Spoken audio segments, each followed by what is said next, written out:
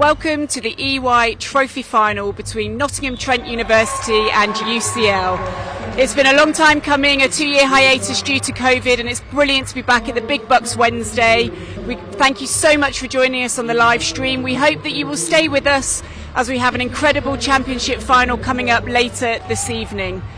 The atmosphere here is building, sport has been being played all day in multiple venues, and it's brilliant that we can thank partners, both EY and New Balance, for helping bring university sport back.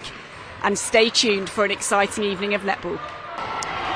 Imi Stringer, UCL captain, first trophy final for your team. You've already picked up some silverware in some other competitions.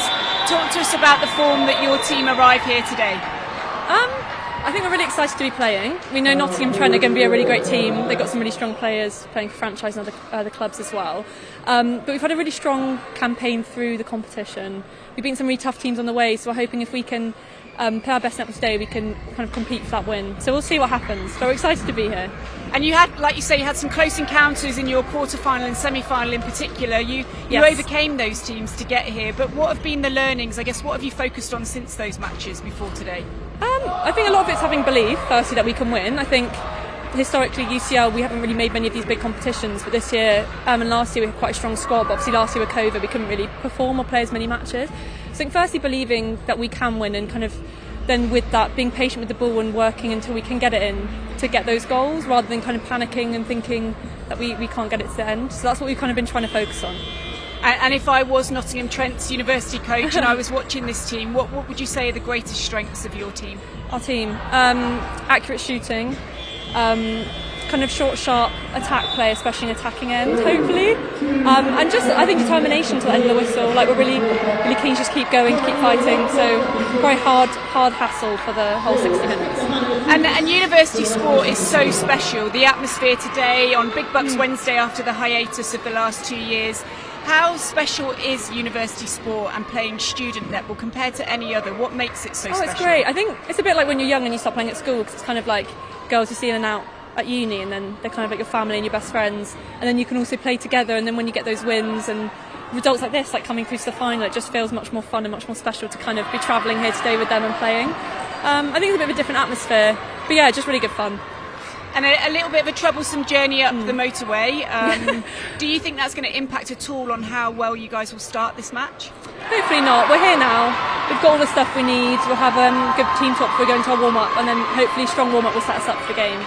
Now, I don't know if your changing room is next door to Nottingham Trent, but I have heard that they're being a bit noisy and dancing and singing. What's the atmosphere? Paint a picture of what your team I think are just like. focused.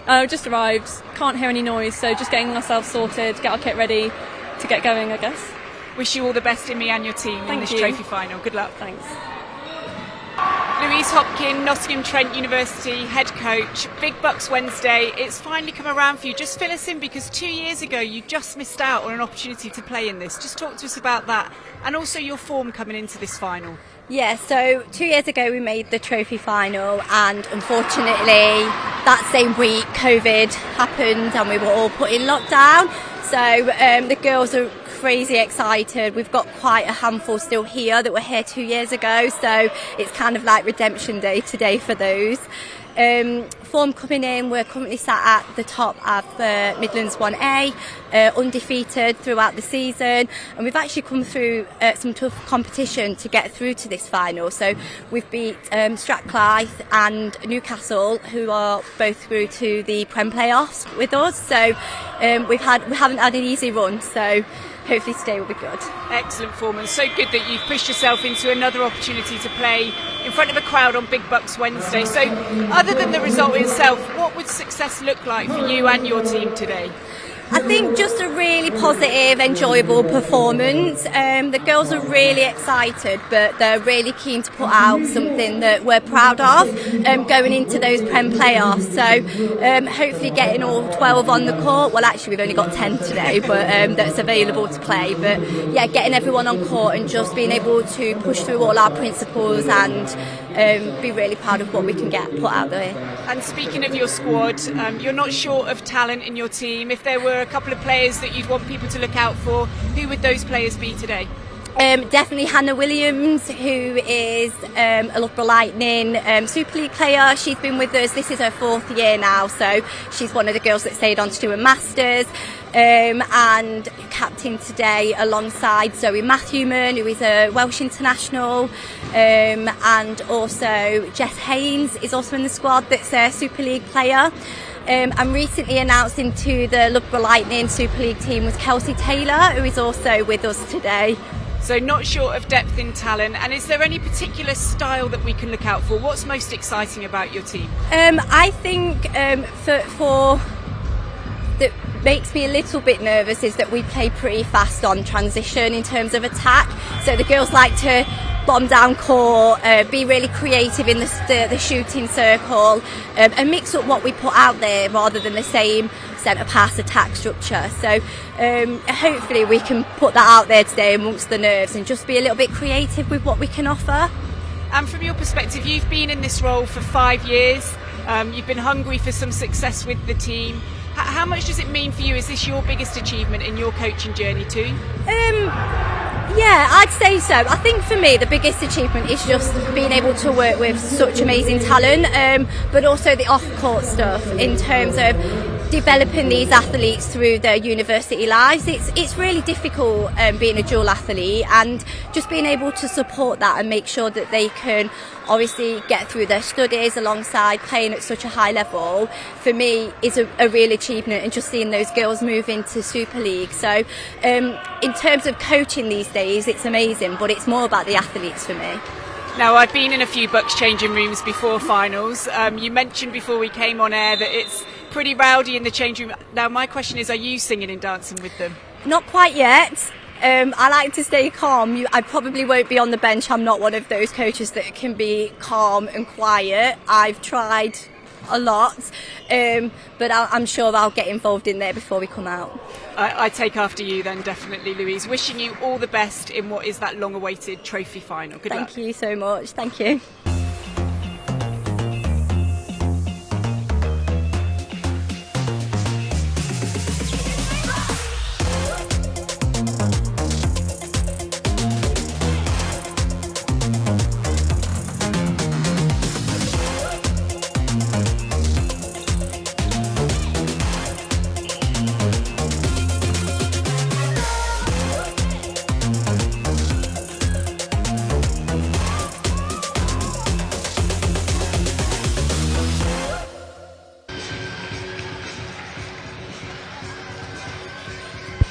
Good afternoon and welcome to the Davis Ross Arena at Nottingham University.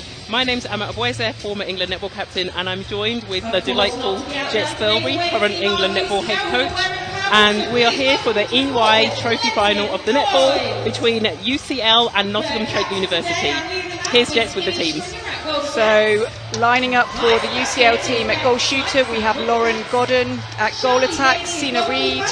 At wing attack, Renee Austin. In at centre, Beck Sykes. Wing defence, Imi Stringer. Charlie Dady at goal defence, and at goalkeeper we have, Charlie Dady is at goalkeeper.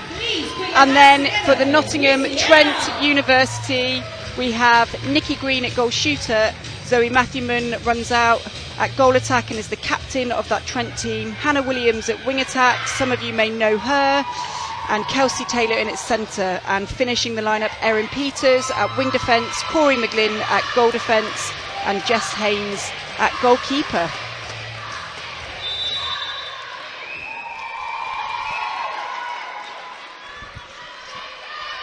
So the teams just take to the court, waiting for the umpires to get to their positions. UCL to take the first centre pass. Beck Sykes start the game up for them.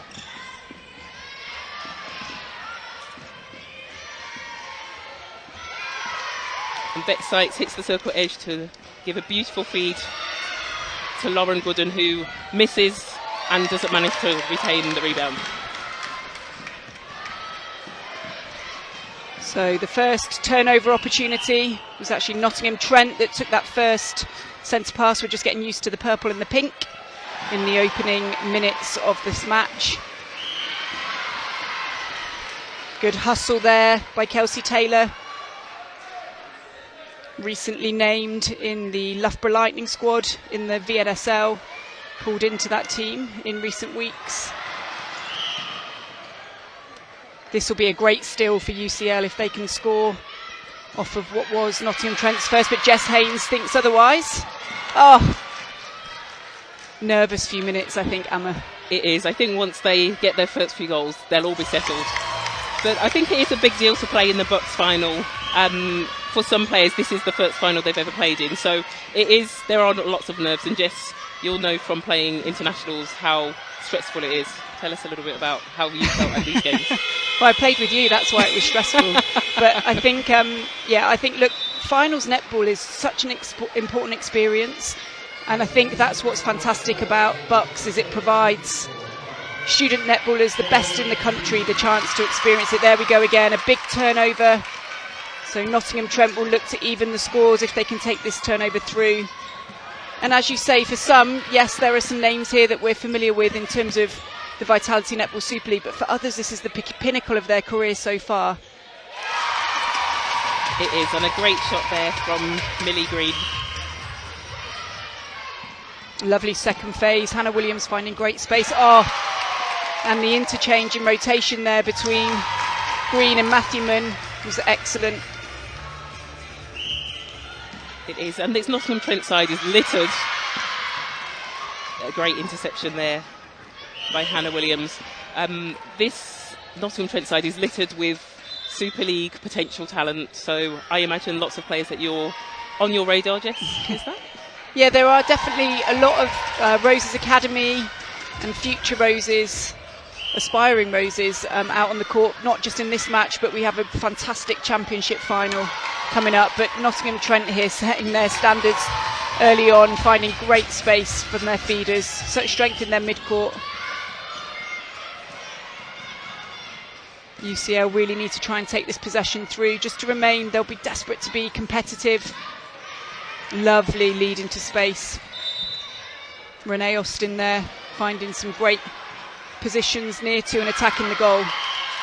Oh, and Imi Stringer just a little bit hesitant on that part, but she gets a second chance. Good front position there from Lauren Godden. That'll be a good settler for UCL. So at the moment, I feel Nottingham Trent are having a lot of space in their attack end. Just as I speak, UCL come for a fly, but they're having a lot of space in their attack end, so I imagine they'll want to tighten that moving forwards. It seems that defensively they're going to have to step up if they're going to be competitive in this game. Yeah, and I get the impression they may have had to reshuffle their pack a little. I think Imi Stringer, their captain, who is currently at goal defence, I believe she also features normally in that mid-court, so maybe a last-minute change, so a bit of unfamiliarity potentially in that defensive unit. So I think you're right, they're going to have to use... Oh, just got a player down there for UCL. I think it's Lydia Jeremiah.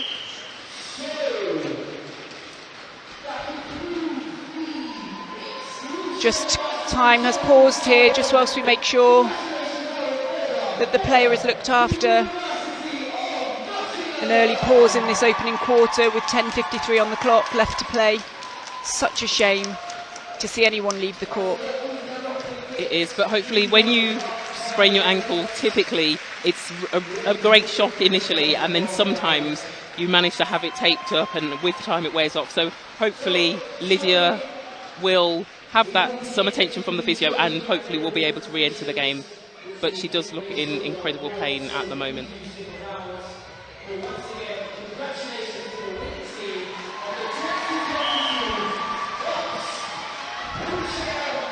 So Leslie Taylor to restart the game for Nottingham Trent.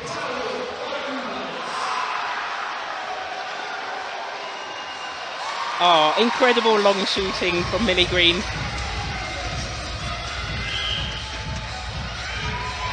Oh, great centre pass defence.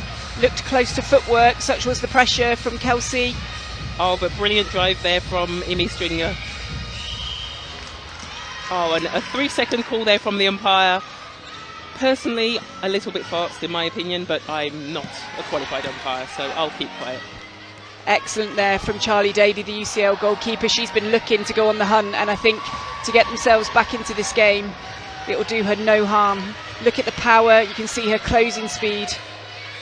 I'm excited actually to see what more she could do as the game progresses. Yeah, definitely. Her and Stringer, I think, are making a really impressive combination in the back, rotating in the circle, filling the space and reading each other really well. Just to confirm, Beck Sykes has left the court, and replacing her, we welcome Lydia Jeremiah on at wing defence for the UCL side. Just not enough on that feed, making the most of the height in their circle. They'll need to just tidy up the placement. Jess Haynes being a real pest in there. She's got such range. Great outlet ball on the turnover.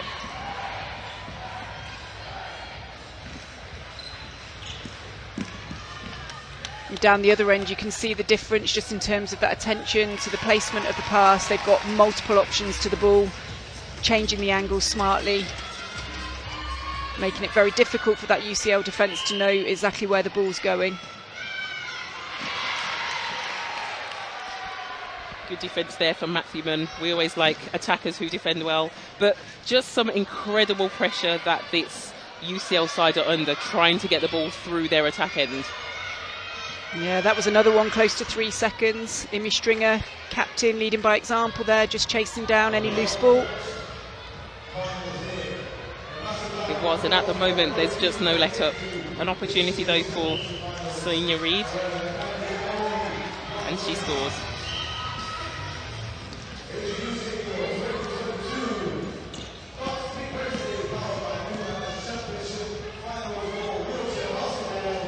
Great speed there from Lauren Godden. She's commanding the circle. Yeah, they're just finding space far too easy. As you said, there's clear lines to the ball.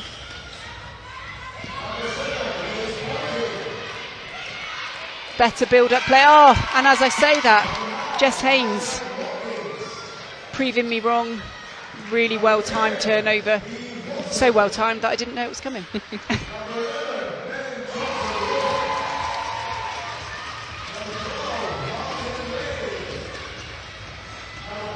And Nottingham Trent out to a 10-3 lead at the moment, so comfortably dominating this quarter. And I think it's mainly through the perfect timing they have in attack and great vision, just like that from Hannah Williams to feed under the post.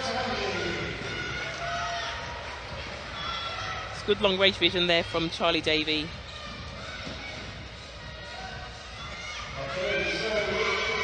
Oh, such a shame. You used to be a good defending attacker and attacking defender, Emma. Or maybe just not very good at either.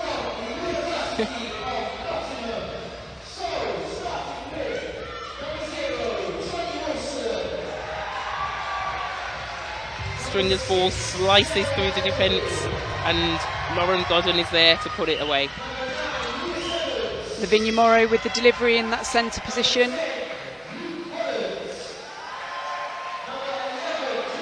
So at the moment for me, UCL's timing in attack is not quite right, and they're obviously putting too much touch on the ball, or there's not many options available. So they definitely need to work that out, and potentially just having at least 2 people go for each ball is a start that they might be able to help improve their game. Oh, that was excellent by Charlie Davey, trying to interrupt and disrupt that final ball in. But as you say, it's the connections between the two teams that is a real standout difference. Nottingham Trent at the moment looking far more the familiar and more connected unit.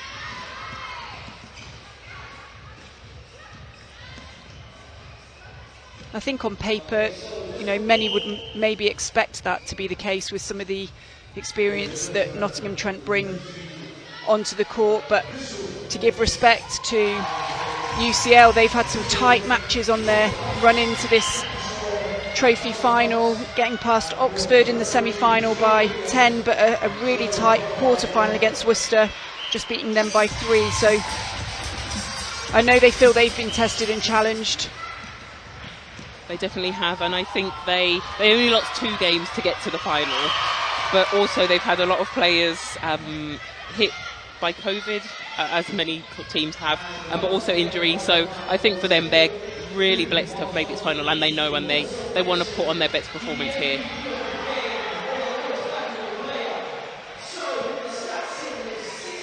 Just a reminder, as I noticed the University of Hertfordshire players sat in front of us, that we have a championship final coming up later. So for those that have joined us on the live stream, it is definitely worth grabbing a bite to eat and rejoining us later on for what will be an exciting championship final.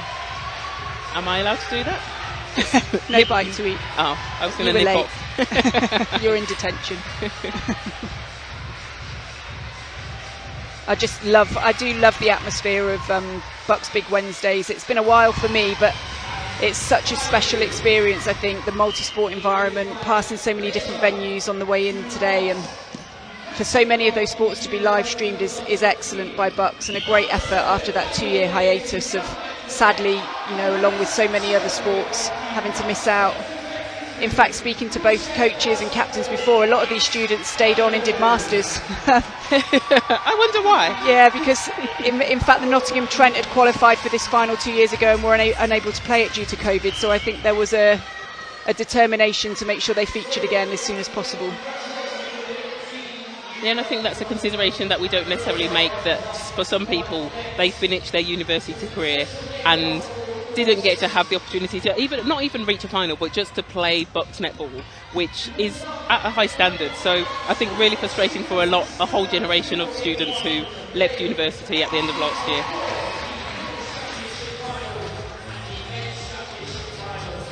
Lovely shot there by Nikki Green, a bit further out than what we've been used to seeing so far. Kelsey Taylor with the delivery. Watch Hannah Williams just hanging very deep off the line there, not interested in making herself available for that first phase, trusting those around her. Some deliberate structures, I have no doubt. Nice repositioning to the top. There is, but I think it's good defence at the moment from Davy and Stringer. They're causing a little bit of havoc, so it's not as simple as it has been for Nottingham Trent.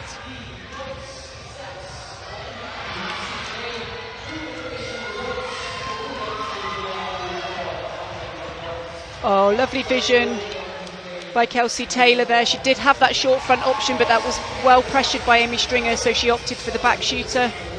Placement was just about right. Oh, great hands excellent there from Amy Stringer. I feel like the attacking... Oh, and Jess Haynes again. That's well within her range. They're going to have to make sure they look and then look away, because they could have some fun with that if she's looking to come out on the hunt and they play down that opposite side, keep the ball speed nice and quick. They could give themselves more opportunities at goal. Exactly, and I think the timing of the drive there, so Lauren Godden had almost come to a standstill on the offer that she made, so it was easy reading for Jess Haynes. Louise Hopkin, the Nottingham Trent University coach, happy with that steal again off of a UCL centre pass. She's been in this position for 5 years. I think she's maybe well overdue a little bit of reward for her hard work. So humble in her interview. She did say the changing room was buzzing, there was singing and dancing, but she was refraining from joining in with her team. Can't say I always refrained. Although I couldn't dance, or sing actually, I don't know what I'm trying to claim. But you enjoyed being entertained and joining in the camaraderie, irrespective of talent. I did. Or lack thereof.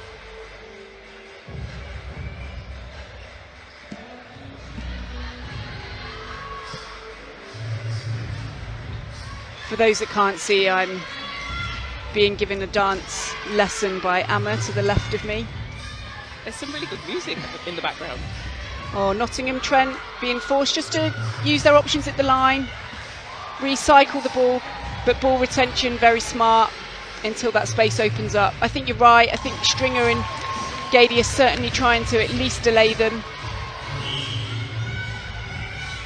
It's this centre pass for UCL seems to be under real pressure from Nottingham Trent University, so they'll have to maybe look at that at quarter time as to how can they get the ball out in those forward positions with a bit more confidence.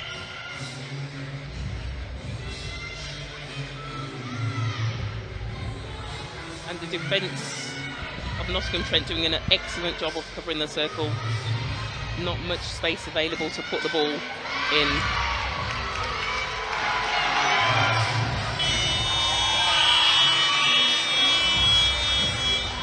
And not much time on the clock there, so Nottingham Trent attempting to get the ball to their shooters, but unsuccessful. However, they lead the quarter 20 goals to 7.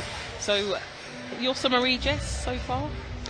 Yeah, I think Nottingham Trent have kept the ball incredibly well, but they've also won a lot of turnover throughout the court. Their attacking players have contributed, and they've taken what they've turned over through to goal, aside from those opening minutes where I felt both teams were just a little bit nervous. It was a shame because UCL started strongly, turning over that Trent centre pass. But yeah, I think some fix-ups at quarter time in particular, and the challenge really for Nottingham Trent is how do they push on from here and how do they remain focused with such a great lead after the opening 15 minutes. Yeah, and for me, UCL, as you say, they started well getting that turnover, but they just seem to be struggling in attack. And I don't know whether it's a deliberate move, but they're going back a lot on their centre parts, but they don't have the forward options anyway. So I think actually, hopefully, they're having a discussion where they might reconsider how they operate on their centre parts, because at the moment they're not even converting the possession that they have. And we can see that Nottingham Trent are just excellent at taking the ball through court, and they are under a little bit of pressure in the attacking circle, but 9 times out of 10 they're getting the ball and putting it away.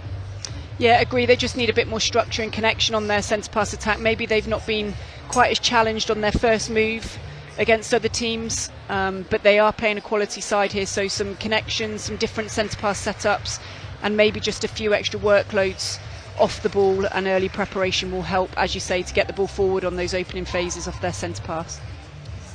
Definitely. And I just wanted to talk about the match sponsor for today for the netball. So EY have come on board and are supporting netball. We know netball occasionally suffers from a lack of funding or financial input, so definitely grateful to EY for their support. And just wondering if you know anything to talk around what their main focus is around netball or females.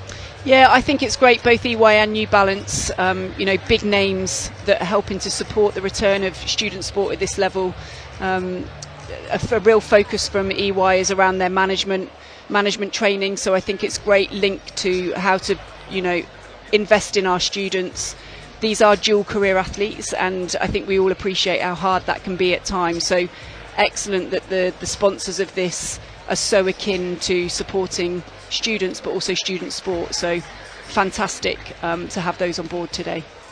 Definitely. And you mentioned that these are dual athletes, because I think lots of people think it's just university sport, but actually it is a significant amount of the players' time. And UCL play in BUCS on a Wednesday, but they also play in the LUSL, which is based around the London teams, on Mondays.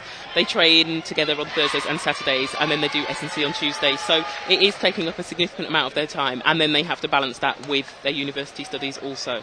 So definitely, I think I like the fact that you're calling them dual athletes as opposed to they're just students who play netball on the side. Absolutely. I think there's a real uplift in university sport, or has been year on year for the last 10 years, or certainly when I was involved in university sport at the University of Bath. How long ago was that? A few years ago. But over a long period of time we really valued and respected the role that university sport played, in particular for the netball programme, and there clearly was an ambition to run a full-time programme there, and one of those outlets to play and compete was BUCS. And I think there are so many other universities that have tried very hard to make sure that the product of their netball programme is more robust, and that it is providing more opportunities that aren't just about the competing but also about everything that wraps around that. So as we get started now, hopefully everyone at home has a real respect for the commitment that these players in front of us make. So just some changes over half term. So for UCL, Senior Reid, the goal attack, has gone off and has been replaced by Renee Otstin. And for wing attack, Zenia Wong has come onto the court.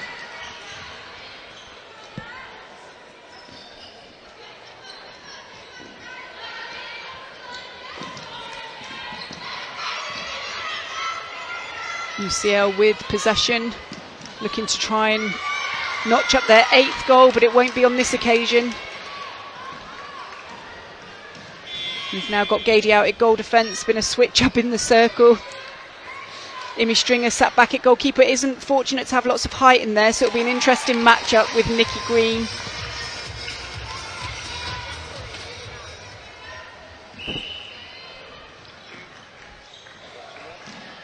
So that early opportunity missed by UCL.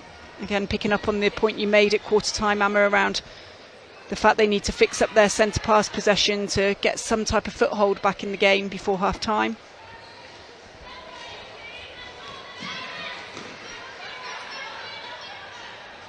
Changes for Nottingham Trent. India Massa goes from wing attack to centre. Hannah Williams from centre to wing defence, and Erin Peters enters the court at wing attack.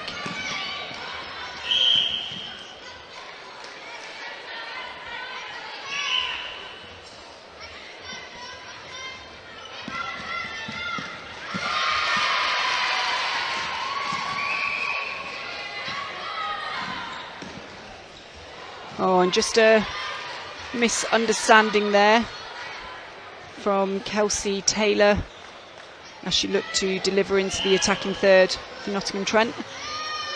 But they're lucky to get that one back. I think that was deemed just offside. Imi Stringer doing a good job there, covering the front position.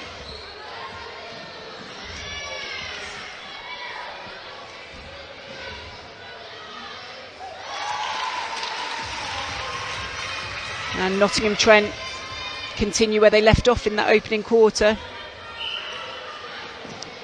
Currently on a run of 3. And Nikki Green finding some excellent space. Worth, I think, trying to get in front of her, get the ball lifted a little, give them a little bit more time on the ball. They've certainly got the speed and power between Stringer and Gady in there.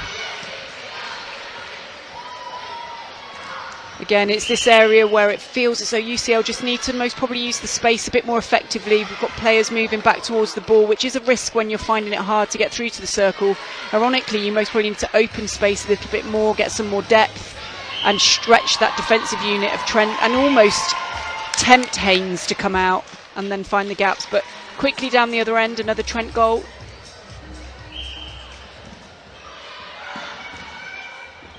Yeah, and UCL not afraid to put that ball in long.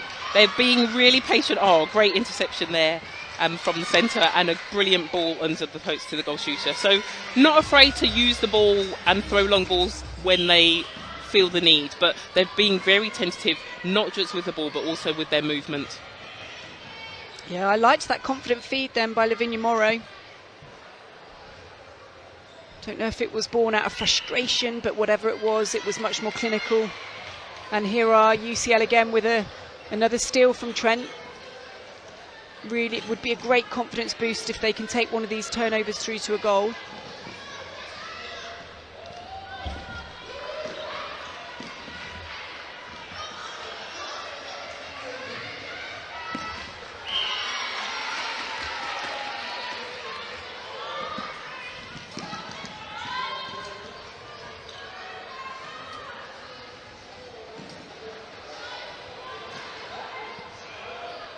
And again, a reset to the line from Nottingham Trent University.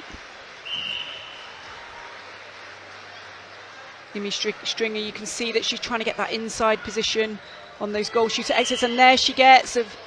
Oh, unfortunate for Imi Stringer. I thought she had a good position there.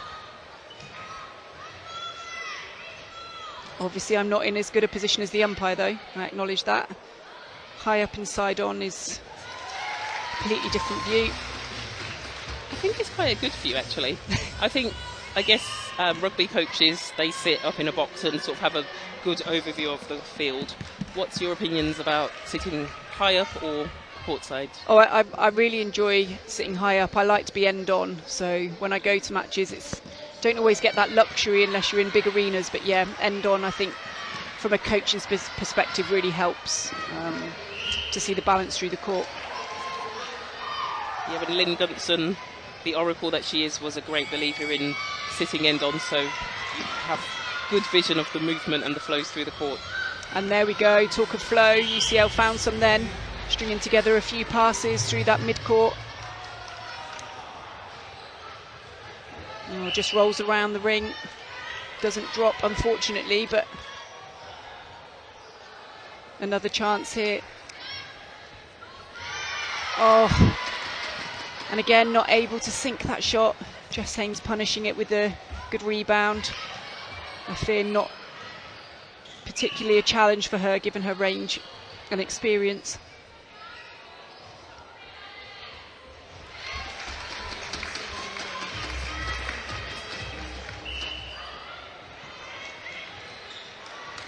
Oh, second phase very easy. Hannah Williams quick to follow up there in support. So that's what I mean in patches. I feel like Stringer and Gady do well to almost delay that final ball, but then collectively as a unit they're not quite able to sustain it for long enough periods to actually win the ball. They're not, and I think the speed that the ball goes through the court also prevents them having enough time to be able to set up.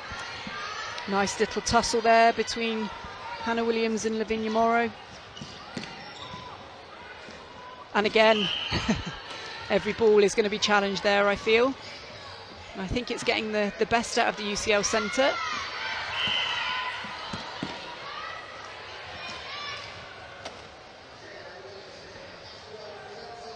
Ball just gone dead here whilst we just wait for the reset of this penalty. Hands on hips by a number of the players. They can't be tired yet.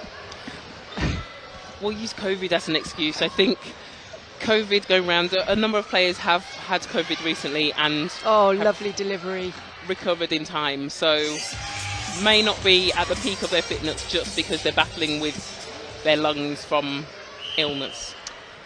And that marked the 10th goal for UCL, taking the quarter score so far 9-3 in favour of Nottingham Trent. So actually, Emma, in terms of scoring rate, they have managed to slow down Trent, and with the quarter score currently at 9-3, that is better from UCL. Yeah, it definitely is better, and I think in games like this where the score has blown out, you have to start looking at what you can do better, and the quarter score is a good reflection of whether you've stepped up. It's easy to look at the scoreboard and say UCL are 19 goals down, so it's a whitewash, but actually, as you've said, they've stepped up and they're being better in terms of bringing the ball through court, having patience, but also having the options available down the court. I think that's mostly due to Stringer in that goal attack position. She's really dominating and controlling this attack end more.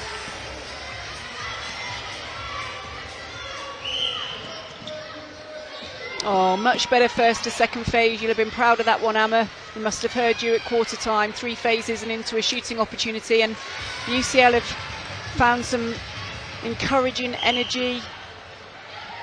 Oh, and lovely, and see, it lifts the team, you know, that centre pass was most probably their best, and it really inspired their Gady to come out and contest that first phase then on Trent's centre pass. So this is a nice patch here for UCL.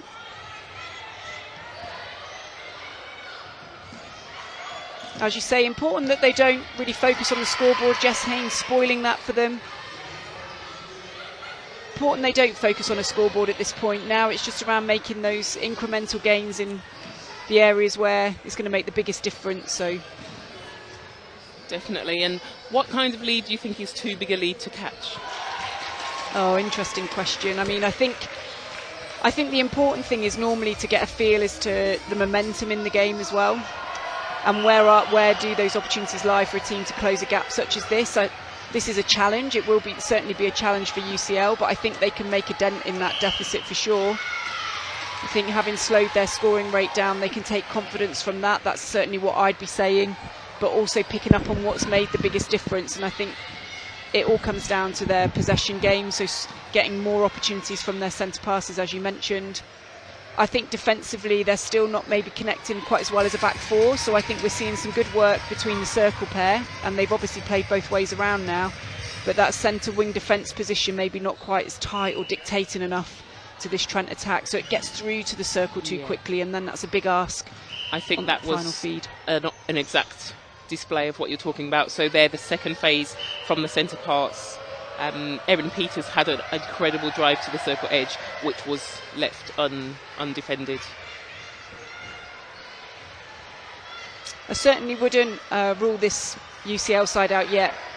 You know, 30 minutes plus the remaining 4 of this quarter is still a long time, and they'll certainly be playing with a huge amount of pride. Just to get to this final is a fantastic achievement, and I think they are forcing Trent into more errors in this quarter actually, and I don't think Trent will be potentially as happy with this second quarter performance as they were in that opening 15, and I think that is down to UCL and the way they've responded. Again, great there to see Gady coming out. What a talent she looks to be. Definitely does. I think she reads the game very well. I did want to commend the umpiring then, because there was a little bit of tussle in the centre third and the umpires didn't call anything, and I think previously in the UK I think umpiring has been very lenient on attackers and doesn't let the game have its competitive edge because they blow the whistle quite often. But actually I think umpiring in this country has definitely stepped up and we're allowed to contest more. I think, speaking from a defender's point of view. I was going to say, which era of your career are you talking from? It sounds like the latter one. Whereas I was your goal attack to your goal shooter, and I think you might have had a different opinion. Yeah, true. When I was a shooter, I was saying the umpires were absolutely incredible. They pulled what they saw, and they always saw in favour of the attackers. But now, yes, in the latter part of my career, I've understood that there's another side to netball, the defensive vision and view of the world. It's very smart to have been able to play both at such a high level, Amma, because you can just pick and choose now. It's true, no one can ever question me because I say I know from experience.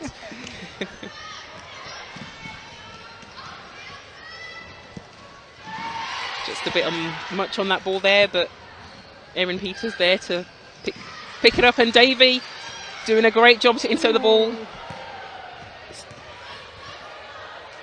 Austin picks it up but unable to deliver it to one of her teammates. Yeah, I mean, Gady's almost sticking a hand up for player of the match here, and she's on the losing side. That's always a contentious topic of conversation, but yeah, I think it's really important to acknowledge the effort and impact she's still trying to have in that defending end. It is. And what are your opinions on the losing team having a player of the match? Oh, look, I'm really open to it. I think it's really important that we don't stick to stereotypes, and I think you can have some outstanding performances and contributors in a match whose team might just fall slightly short. Obviously, if it's a bigger deficit and a bigger margin, it can be hard depending on the position, just simply because of the volume or opportunities that you might face. But in particularly tight games, it was on Sky the other day, we gave it to somebody in the losing team, so yeah, certainly open to that. I agree. You can be my England coach. Thanks, Alan. Seal of approval. So 11 goals scored by Nottingham Trent in this quarter compared to the opening 20. So, as I've already said, that should be a huge boost for the UCL team to restrict them to almost half with 1 minute left on the clock. It is a great achievement. And Rachel Duckers has replaced Zoe Matthewman for Nottingham Trent at goal attack.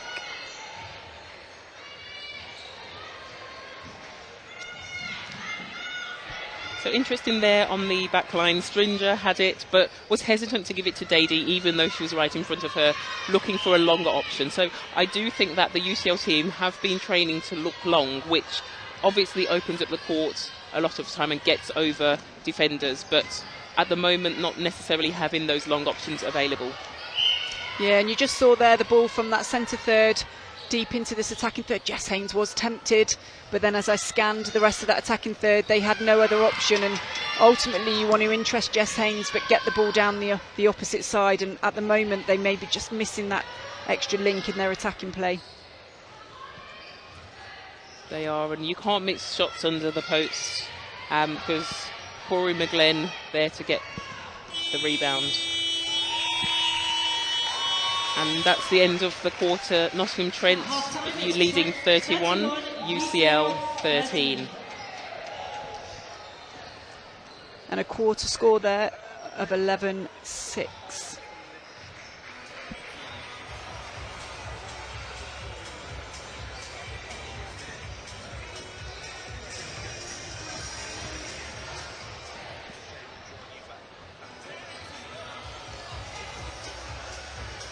So we're just going to look at some of the scoring highlights from the quarter as the teams take their break for half-time. Yeah, Nikki Green really found her flow. And look at the preparation and the movement, keeping Gady quite busy. But these were those opening minutes where they just seemed to slice through that defence. But credit to UCL, they've certainly tightened up in that second quarter. The strength of the mid-court and the delivery, they're really affording their shooters plenty of opportunities at goal, and shooters need that. You know, it's really difficult if you're being starved of opportunities. And again, look at that great vision. Beautiful. But that, you talked about the pre-work that's been done, and that only happens when you've done the work beforehand to off-foot the defenders or send the defenders elsewhere. Looking at the other end now with UCL, they didn't get as many feeds as Nottingham Trent, but I think they hit the circle edge often and were very patient with the ball, sometimes too patient. They got called for 3 seconds a few times. Yeah, and I think the difference that you're seeing is both Matthewman and Green worked really well together. They used that circle rotation, one exit, one hitting the post, whereas I think in that UCL shooting circle what you see is one really trying to dominate and play on the front hold. So that relies even more on their mid-court to get it to the circle edge. So it's whether or not they've got other options to mix up as well. Again, some nice work. Imi Stringer actually did a good job there to get the ball lifted. Maybe if she'd just gone back an extra step or two, she might have been able to contest the catch and put a bit more pressure. Even if it lands, it just makes that shooter uncomfortable directly before their shot. It would, and I think just for as a defensive player, when the score is this far apart, you know that there's pressure on you to try and win possession of the ball. So you're kind of overthinking things a little bit because you know your team's relying on you to win possession. So sometimes that gets you into minds of doing different things, which means that you don't actually do anything. So hopefully during the break, the defenders are going to talk about what exactly they're going to do, because when they work together, Stringer and Davey are actually incredibly effective. And this great through court, and I think actually just on that through court it was really good that the Hannah Williams, we saw her driving up the court towards the centre to offer for the ball, which actually then opened up the space, made the defenders pay attention to her, and meant that the ball could go deep almost to the pocket. And that was based on some of the work that she did off the ball. And she didn't receive the ball, a thankless task to do the work and not get rewarded for it, but her team were rewarded in the end. Yeah, and a good contest there, although penalised. It was good to see these defenders step up and really try and ruffle the feathers. And I think some credit to Lauren Godden. She's played with 2 goal attacks already, the UCL shooter, and actually once she's got the ball she's pretty deadly, but it does rely on the service through to her. They've obviously experimented now with 2 different goal attacks in Austin and Reed. And Jess, I just wanted to point out to you, former England netball captain Olivia Murphy also doing some dancing for us. There's a real carnival vibe here, everybody. Big BUCS Wednesday, the first one since 2019, and we're certainly making the most of it. The atmosphere's excellent. Netball, the trophy, EY Trophy and EY Championship finals will be some of the latest competitions of the day. Many other sports will have wrapped up. The sun is shining.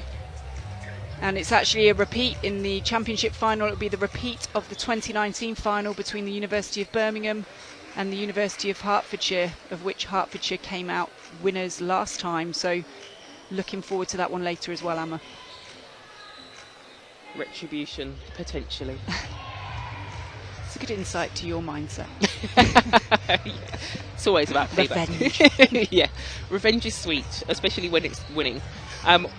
Although I do think sometimes you just have to let things go. I think actually in netball, a lot of times coaches are trying to tell their players, if you've made a mistake, it's happened, so you need to let it go and move on, because dwelling on what you've done or on the past keeps you focused on that, and then you might miss an opportunity in netball to make an interception or delay your opponent. With my defender's hat on, attackers are very, very good at not letting things go, tend to focus somewhat and forget to defend. Any comments on that, Jess? There's no place in the game nowadays for attackers that can't defend, I'm afraid. We've moved on.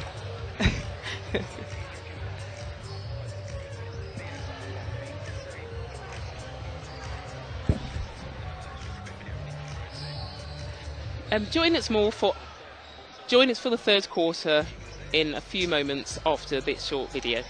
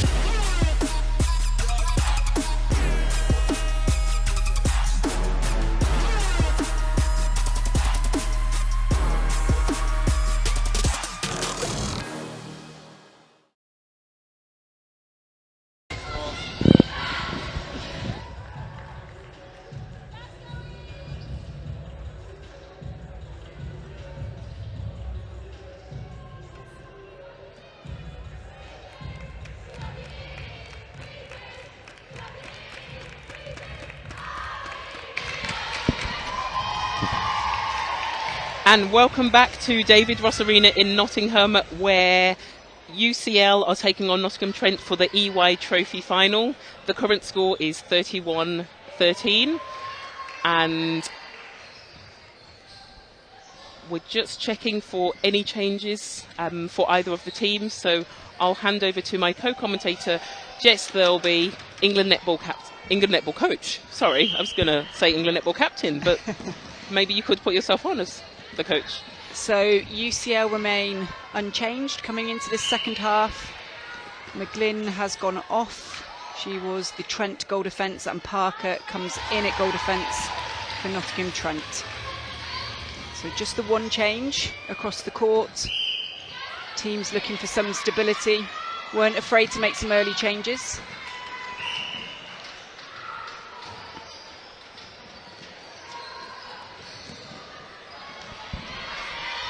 Good challenge there by Kelsey Taylor. She's showing no signs of slowing up in this second half, and great early ball release.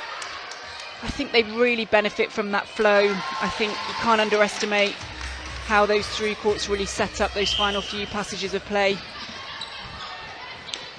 That's definitely true, and I think this Nottingham Trent team just seem to, the netball just seems to flow, and I think that's probably reflective of the level of players that they have, with so many of them either being training partners for Super League or representing the age group teams for Loughborough in the National Performance League. So, and also some internationals, Northern Ireland international, Rachel Duckers. So definitely lots of talent in this team, and I think it's not just about having talent in your team, but it's about nurturing that and making sure that everybody can play together. And hats off to the coaches Constance Xavier and Louise Hopkin, because they're definitely making that happen for this Nottingham Trent team. And forgive me, there was one additional change for Nottingham Trent. Matthew has moved into the goal shooter position. Green has left the court.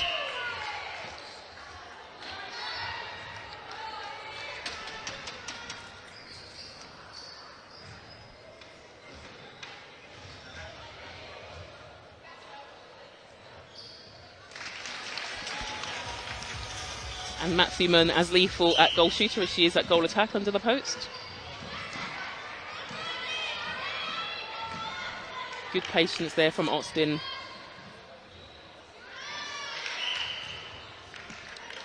Just frustrating, I think, for UCL. So now they're getting the ball into the circle that bit more, but just unable to finish off. So doing a lot of hard work, but not reflective on the scoreboard.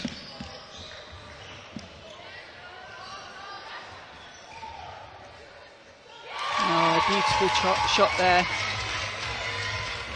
It is the double jump there from Dady. I would like to see Dady and Stringer, as you said, working more together with the defenders at the front of them, Morrow and Jeremiah, just to put some more pressure on this Nottingham Trent team in attack.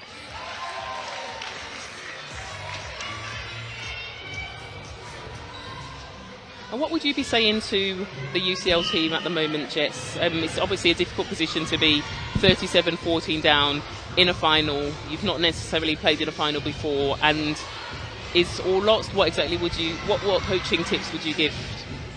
Well, I actually feel that they're starting to let the ball go with far more confidence than before. I think it's taken them a bit too long to realise the work rate that they have to step up to against a side such as Nottingham Trent University. So the repercussive movements, the intent behind those movements and the ability to go and go again was lacking in those opening quarters. But actually I'm quite enjoying what I'm seeing from them now. They're certainly letting the ball go. Often when under pressure, players move towards the ball, we tighten up a little bit, we close space down, but actually now I'm seeing ball carriers that are leading others away from the ball and back towards their own goal.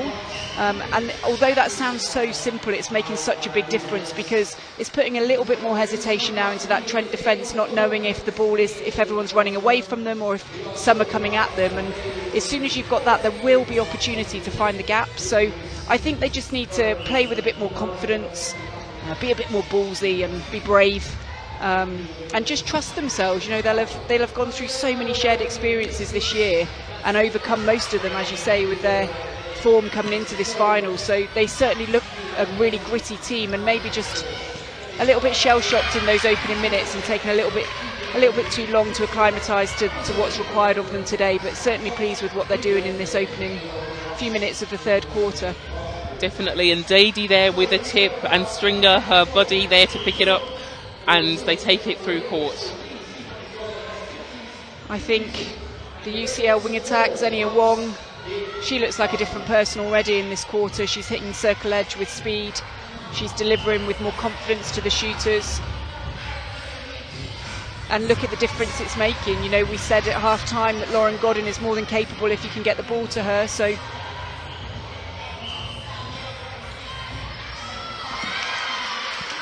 a great interception there from Lydia Jeremiah. It's such a shame to lose that centre pass. It was 7-4 now to 8-4 for the quarter. So it was Hannah Williams who had the amazing pressure on the UCL centre pass and the interception. It's almost poetic, just the speed and the flow and the pace that Nottingham Trent are playing with. That great ball over there from Hannah Williams.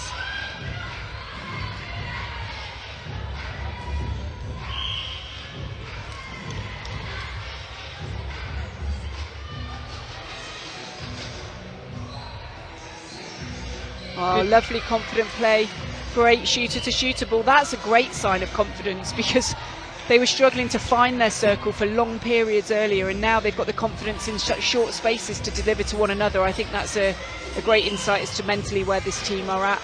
It is, and I think Renee Austin, she's not afraid. Oh, I was just about to celebrate great defensive play from Imi Stringer at the back, but unfortunately she couldn't hold on to it. But I was just saying, Renee Austin is not afraid to put the ball into Goddard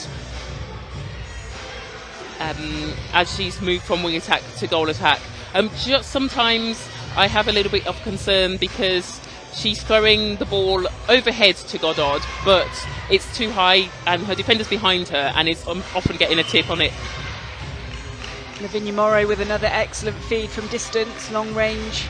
So many signs here that they're not willing yet to completely give up, and you wouldn't expect them to, but you know, it would be so easy, wouldn't it, for heads to go down given the scoreline. But they're responding well. I've really enjoyed the introduction of Duckers at goal attack for Nottingham Trent. She's come on with a burst of energy, hasn't she? She certainly wants to make the most of her time on court in this final. She has, and I think she's also making a meal of things for UCL defensively. She's going for everything. She's putting herself in the right places and forcing that pressure for her defenders. Oh, lovely touch there by Jess Haynes, picked up by Hannah Williams. Such is the confidence, Hannah Williams hasn't yet made it into the attacking third. trusting her teammates to finish the job off. And they do. She says no thank you to one more court sprint at centre. And the UCL centre, so Morrow plays it backwards to Jeremiah. They're still trying to find that way forwards. Eventually they make it into the goal third. Austin feeding the ball back to Morrow. Oh, and again, they just don't seem to have the right timing. Oh. Good response there. It is from Dady. She says, anything you can do, I can do just as well. Is it really greedy of me to expect even more now from Dady? I feel like there's even more in there. Oh, and brilliant reverse hand steal from Mimi Stringer. There it is, Emma. There's what you wanted. Yes. But look at the energy. I love the momentum which they gained then. You know, they were straight on, two forward passes after that. They were, and I'm just really, the ball that's going into Lauren Godden isn't quite good enough. So she's holding in front of her defender and they're putting the ball up in the space, allowing the defender to tip the ball from behind. So if the defender's behind her, they need to put the ball into her guts, a hard flat ball, and then it takes away the opportunity for the defender to get a tip on it. 42-19 now. Oh, Nottingham Trent lead. I mean, it's a bit cheeky, as those are the ones that can be quite demoralising as a defensive unit, but all credit to her and her vision. Oh, and a lovely turnover.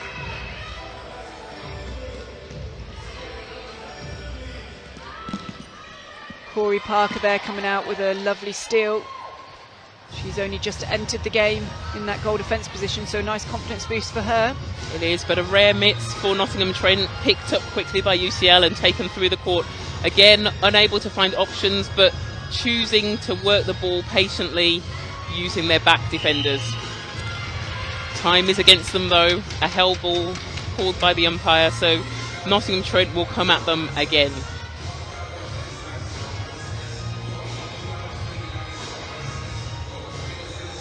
Kelsey Taylor's transitioned nicely into that wing defence position for Nottingham Trent, having opened the game at centre. If you're watching off the ball, I'd encourage people to, if you can. It's hard to do, but there's an incredible amount of work being done by this Trent defence to close down those opportunities.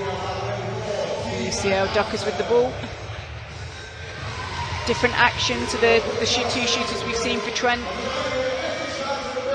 but accurate nonetheless. Big believer that there isn't only one way for shooters to shoot. Right, to celebrate all different styles and approaches. I think this is a great celebration of that today in this EY Trophy final. I get a real sense Duckers is a great playmaker. Oh, just a bit too much on that shot, hitting the back of the post. But Matthewman picks up the rebound and finishes it off.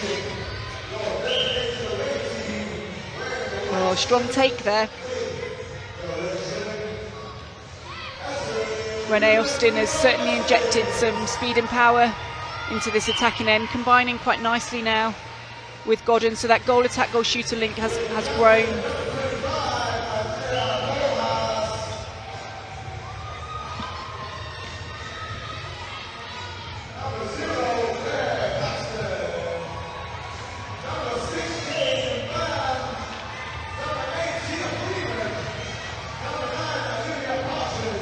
And again, Trent just struggling to finish off a little bit.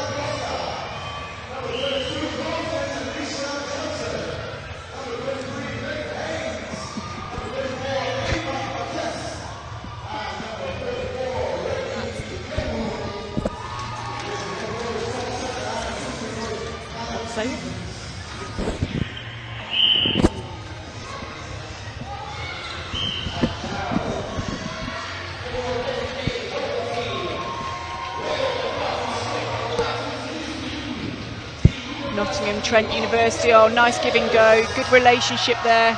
Oh, no!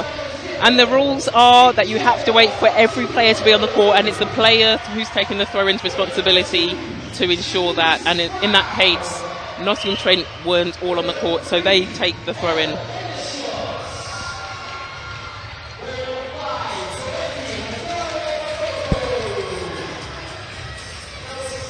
UCL centre pass. 2 minutes remaining in this quarter. Oh, Duckers. She did one a few minutes ago. She's tried again, but circumstances are never the same twice in netball. And given that they've just spilt a few balls in and around this circle this quarter, maybe the better choice would have been to shorten play up. It would, and once again, that feed still too high into Godden when she's holding the front space, but she's able to pull it in and convert. Centre pass once again to UCL. 16-9 to Nottingham Trent in this quarter, so UCL again showing some improvement, scoring more goals in this quarter, and that feels right, Amma, in terms of how they've played, and I think some of the service through to the circle. Would you agree? Yeah, definitely. I think what's frustrating for me is they've had more possession than the score reflects, but they've been quite wasteful with it. So, as you say, they have definitely improved, but there's a lot of room for improvement. Defensively, I feel like they started the game really, really well, and it slowed down a little bit, I say, as they proved me wrong with that defensive tip and pick up. But their flow through attack is a lot better. Their timing through the centre third is good. It's just right at the end in terms of into that shooting circle. And Godden there not really holding her position long enough to enable the ball to fall, allowing Haynes to get in a good position to tip the ball. So UCL with the 10 goals for this quarter.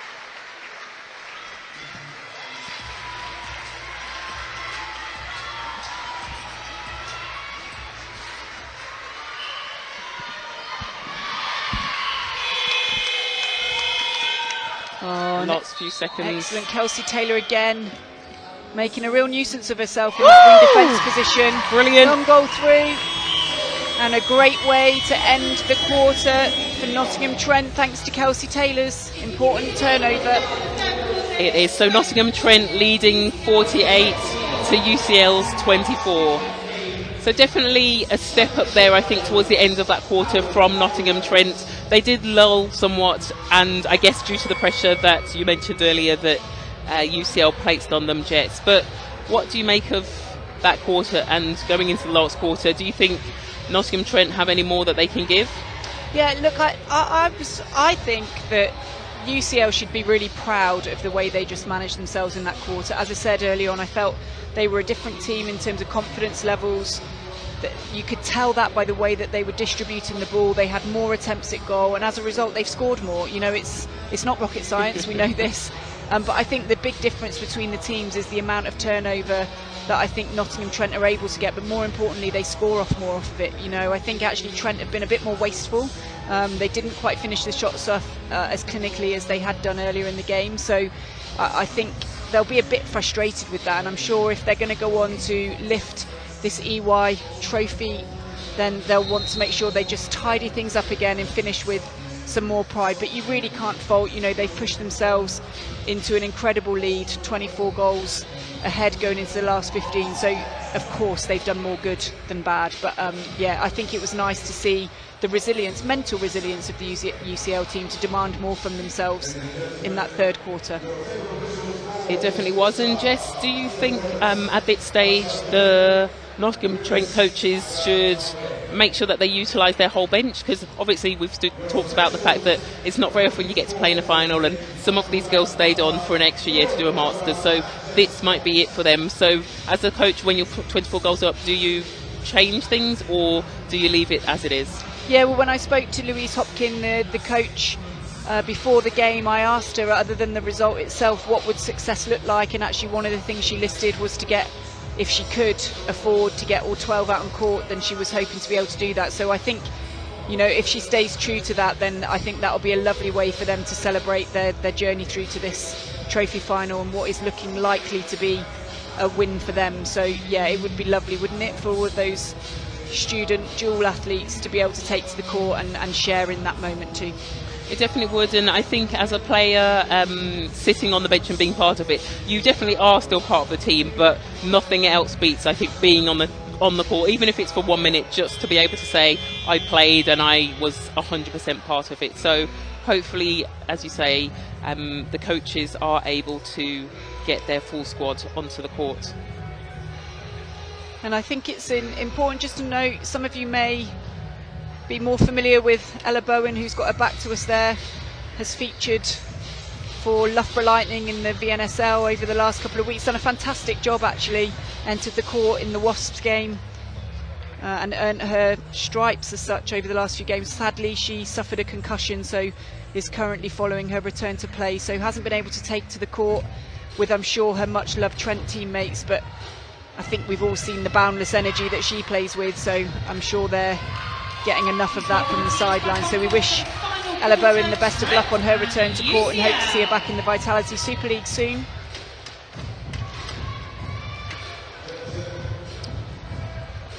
So the team's now just returning to court to take the last quarter at this Davis Ross Arena for the EY Trophy in netball, the culmination of a whole year of competition and play and success to reach this EY Trophy final, and Nottingham Trent to start us off in this final quarter.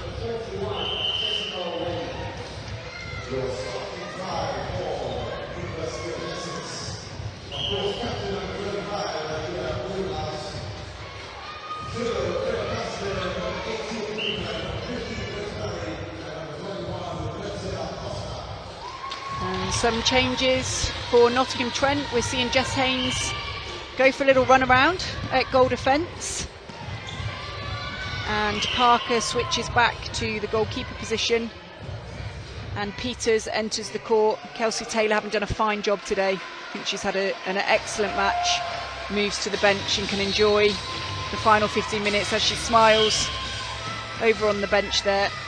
She's more than contributed to her team's performance today.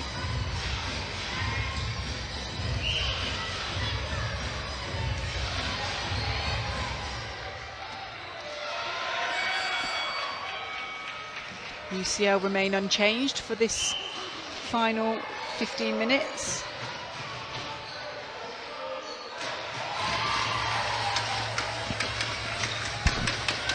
Fifty play 25.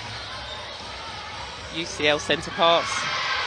Oh, incredible. I think to take a ball from a 3-foot guard is amazing. Also, a bit upsetting, I think, for Jess Parker in the back, because she was already on her way to get an interception on the long ball, but great stuff there from Jess Haynes.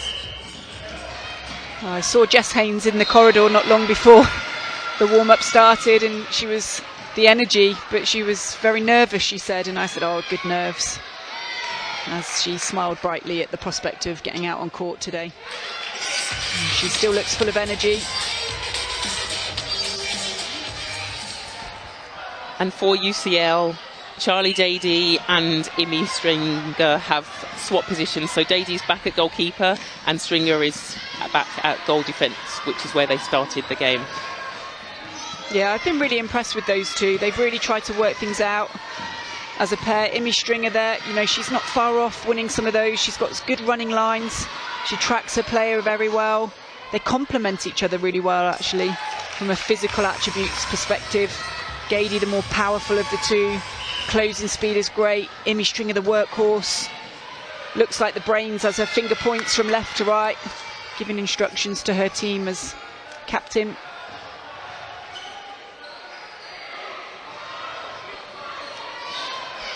And Imi Stringer is studying medicine, so this is her 4th year in the squad, and the only 4th year that UCL have in their team.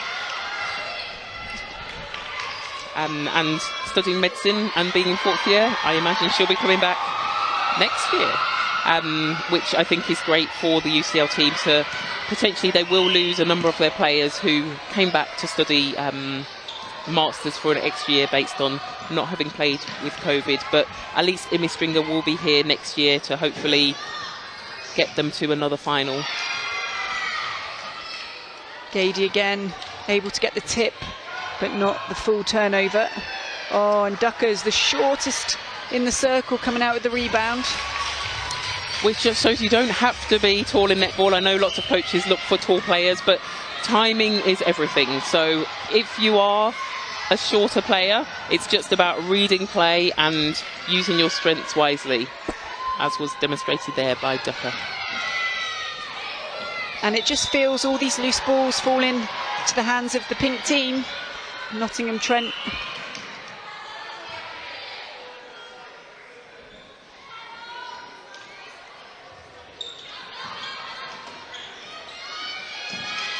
Good tip there from behind with Dady. That same thing I've been trying to say for quite some time at the other end, lifting the ball too high. And I think that's incredible because it's just the pressure that has been put on getting a held ball.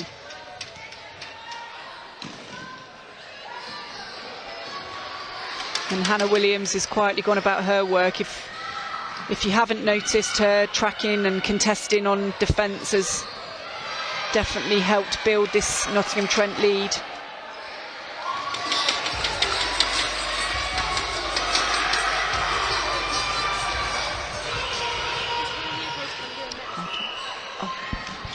Nottingham Trent on the centre pass again, and just that depth that Duckers has in second phase. So UCL lacking a little bit in their defensive structures on the centre pass, allowing a lot of ease, I think is the way to put it.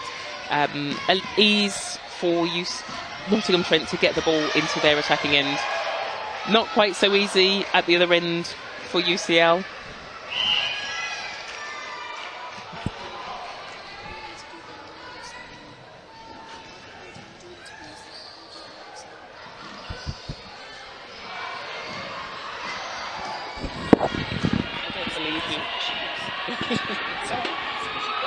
Yes, I shouldn't be doing it on the court.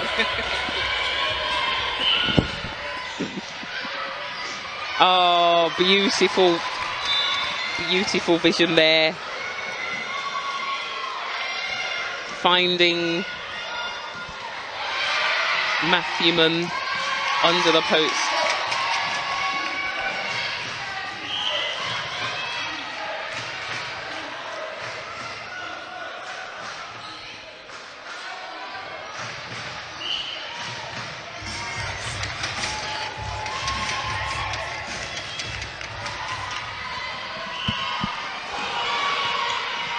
Morrow to take the centre pass. She passes to Austin, steadies herself.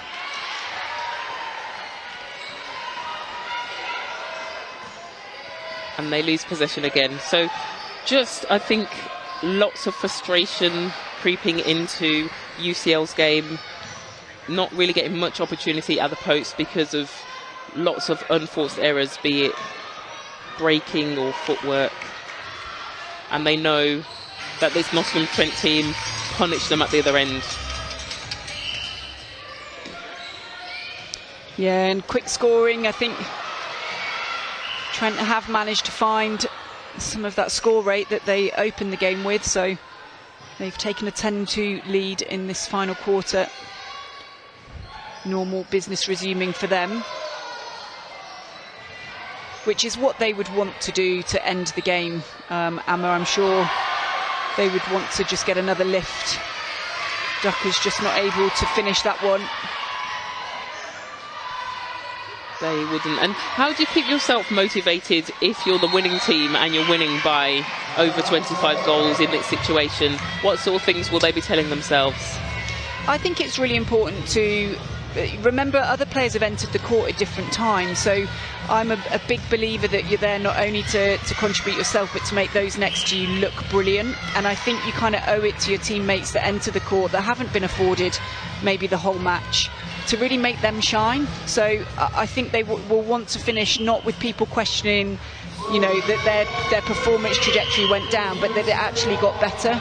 So it's less for me around the winning margin now. It's more just around the quality of the performance and bringing your teammates with you that have only recently entered to the court and demonstrating that depth on the bench and really celebrating what you can do. But it is a different challenge, you're right. You're not driven any longer by the win or the loss of the match, but by the quality of what you're able to put out there. Definitely. And Xenia Wong has left the court from wing attack. She actually has only recently come to the UK. She's born in Hong Kong and has come to the UK to study law at UCL. She's represented the under-21 side in netball for Hong Kong and also plays cricket, club cricket in Hong Kong. So taking to the bench there for Zenia Wong. But if she's in her first year, I imagine, again, another player who we'll see again next year for this UCL team. Sina Reid now on at goal attack. Having started the game, she'll be pleased to be getting back out on court. And Renee Austin slides from goal attack to wing attack.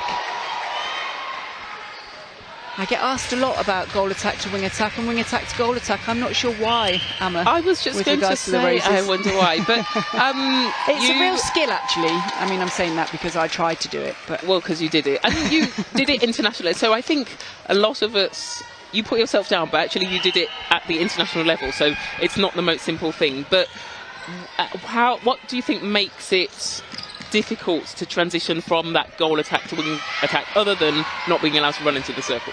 Yeah, I think goal attack to wing attack, it's all very individualised, but I don't think that is as hard sometimes as the wing attack back to goal attack, just because of that closed skill of the shot. It requires quite a different temperament and a different rhythm once you have to finish it off at the goal. But we're all different. Those of us that have tried it, I think there are many more players now that do that slide across the wing attack, goal attack and vice versa excellently. We're all seeing Nat Metcalf do it, Sophie Drakeford-Lewis can do it. You know, there have been some great examples. Yeah, and I was only forced to do it because there was such strength in depth coming through that I even got pushed to centre, but that was a big mistake, so that only happened twice. Nobody wants to play fence, all that running. Obviously, what a find under the post. Sorry, Ducker's just so free under there, nobody paying attention to her wide entry into the circle. And some changes for Nottingham Trent. Kelsey Taylor has entered the court at centre, with Williams heading to the bench, and Matthewman has taken to the bench, and Green has come back on in the goal shooter position.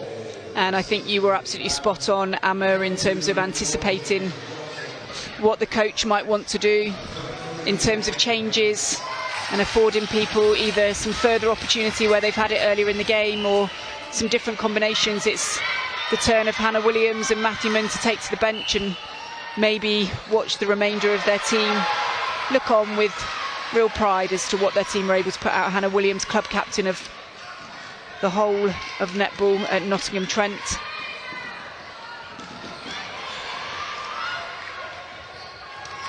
Oh, just a collision there on the chase down. It was. And Williams is in 4th year of studying a master's in psychology. So she's did her undergrad, and her 4th year is now the master's, as you said. Stayed on to enjoy some actual netball physically, as opposed to being on Zoom and doing no competitive events with other people.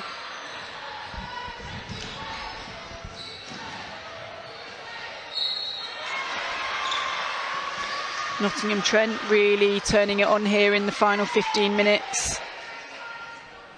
A good drive there from Duckers, but she chooses to pop it to Green under the post. Perfect timing. 16-4 to Nottingham Trent, forced to go back there on that centre pass.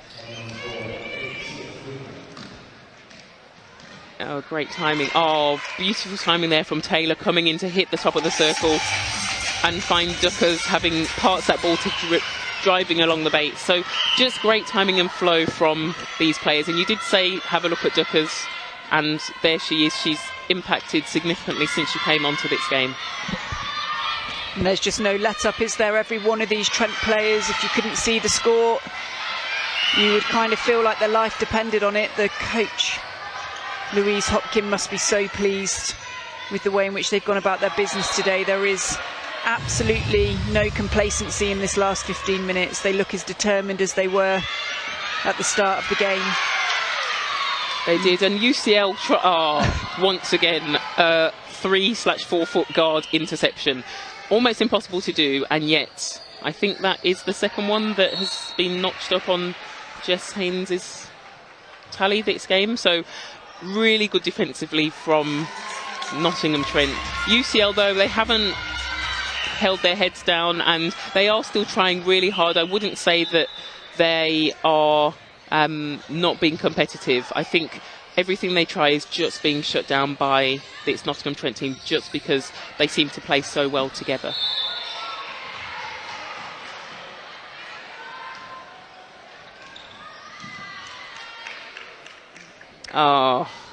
Poetry in motion almost.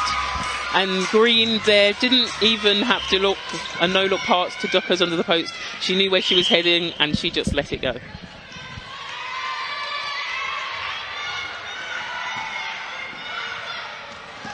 UCL, we're almost into the last minute of this game. Can UCL just sink a few more shots? There's no let up on the pressure over the shot. I wouldn't want to be shooting over Jess Haynes in these final few minutes. Oh, a nice centre pass there. Although it went to a back player, it was taken right up to the transverse line, so gaining ground and allowing the attacking players to be available in that final third. It was Green scoring a great goal there. And there just seems to be an extra level of excitement from the Nottingham Trent bench as we reach the last 30 seconds of the game. They're starting to let off steam, knowing the pressure that they came into this game with has actually alleviated itself and they are going to be victors here. The bench on their feet, encouraging them to flow through the court as fast as they can in the last 15 seconds of this game.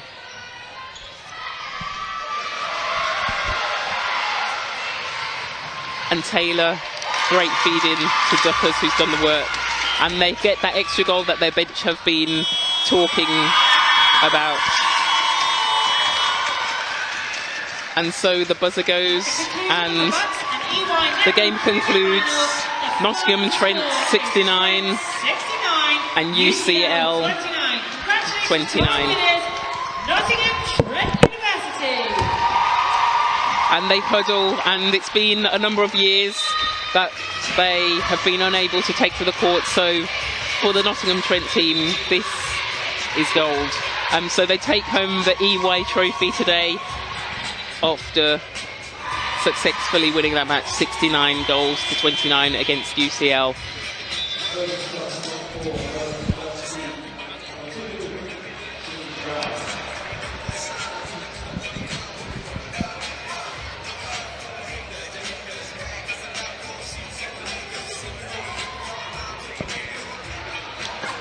So as we set up for the medal ceremony, we're just going to look at a few highlights of this EY trophy between Nottingham Trent and UCL.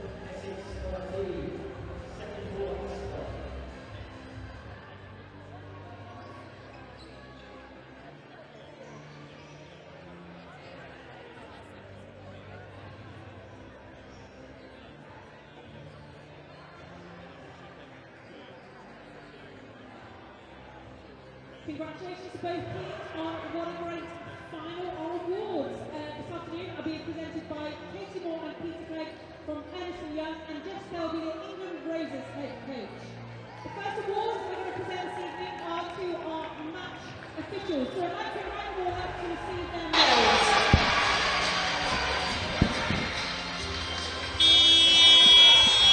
So now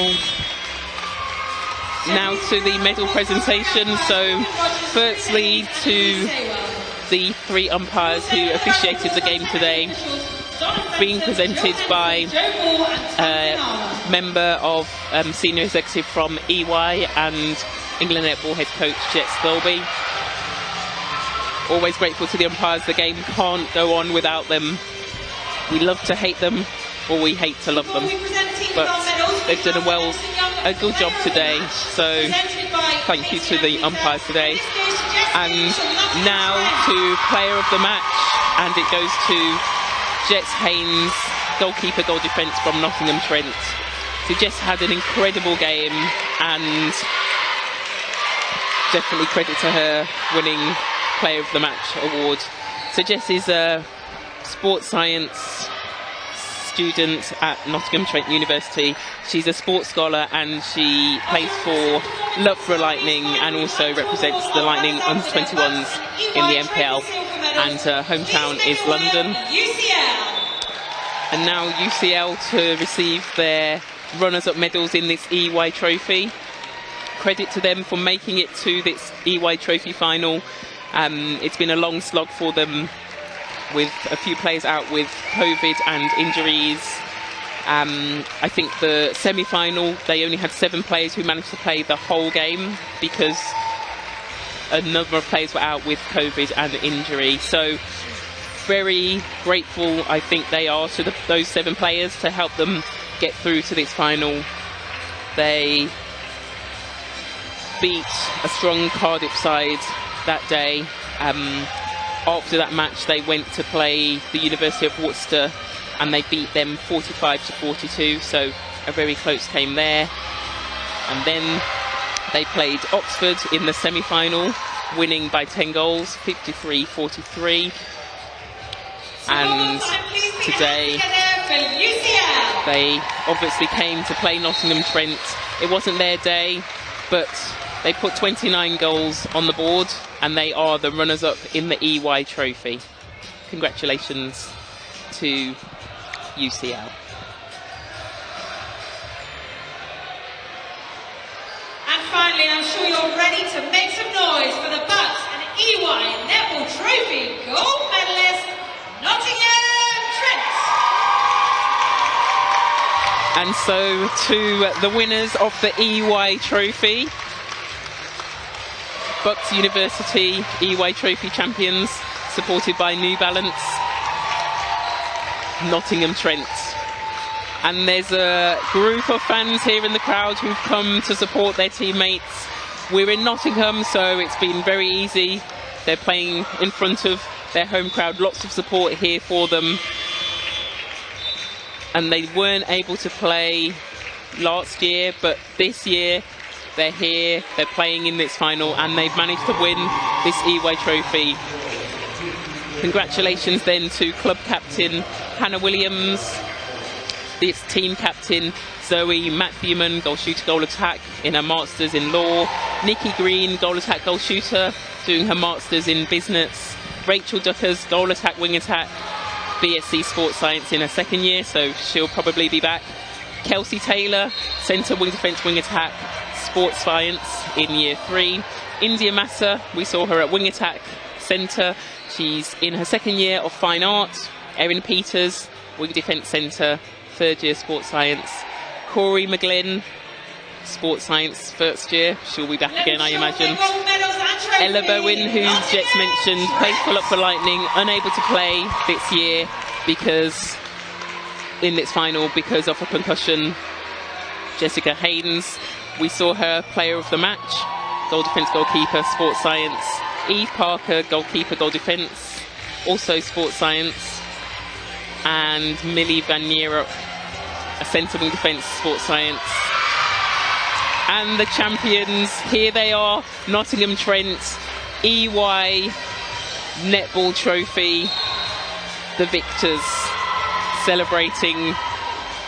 A number of them stayed back an extra year doing their masters so they could actually physically play in this competition, and it's paid off and it's worthwhile, and there they are cheering and celebrating, and I'm sure they will have a very good night here in Nottingham, not far to get home, and obviously a big crowd here to celebrate with them.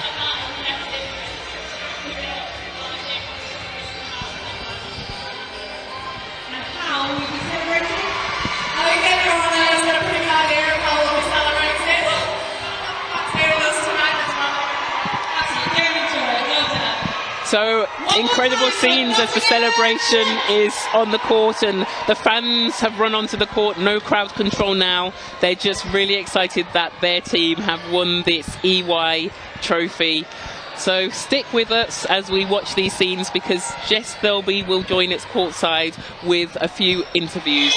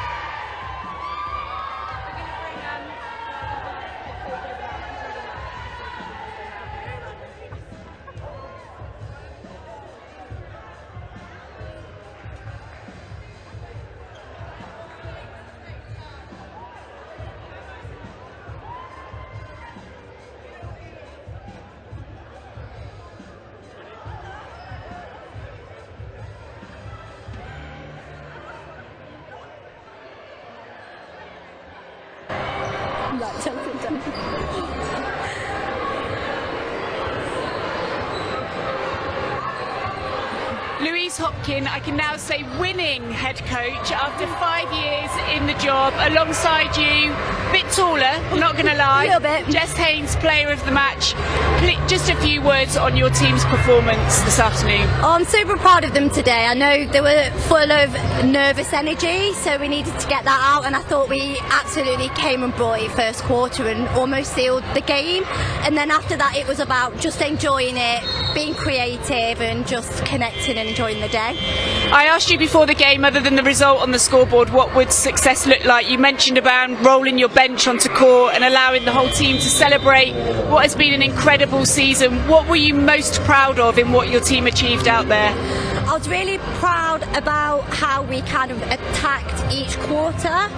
There were moments where we didn't connect the ball, and there were moments where we were a little bit flat, and at each quarter time it was about us lifting and making sure that we were loud and that we were connecting with each other on court. And I think the last quarter reflected bringing people back on and them having real impact in the game.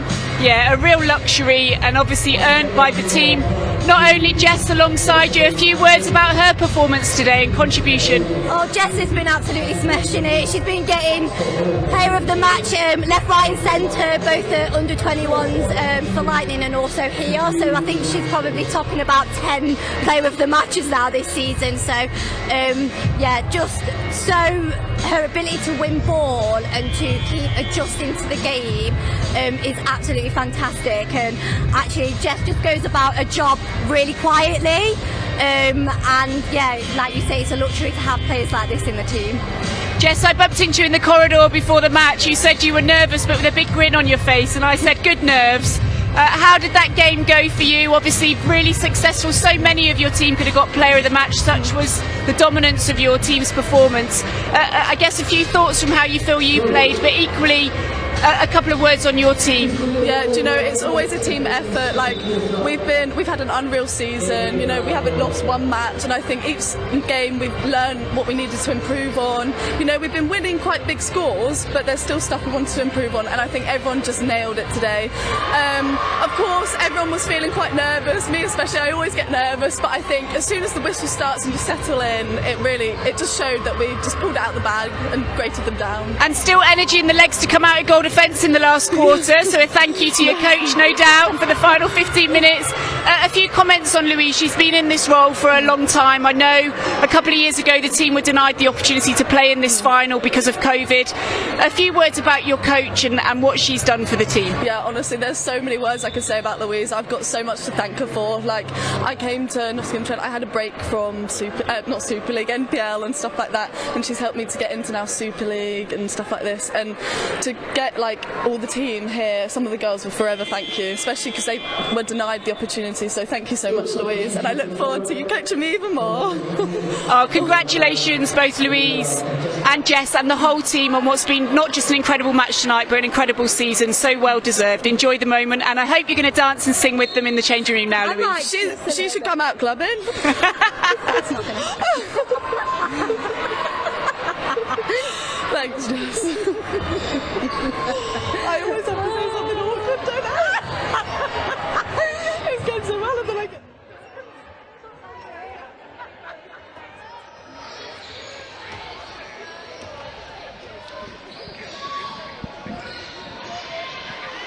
And it was great to hear courtside from Jess Thirlby, England coach, with the winning team coach Louise Hopkin and the player of the match Jess Haynes.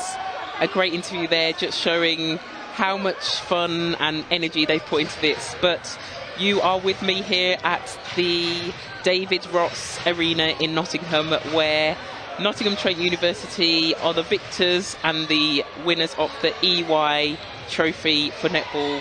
69 goals, they beat UCL to 29. Thank you for joining us. We'll be back here at 6:45 for the final, the championship of the BUCS 2021-2022. So be back here to join us for the live stream, myself and Jessica Thirlby.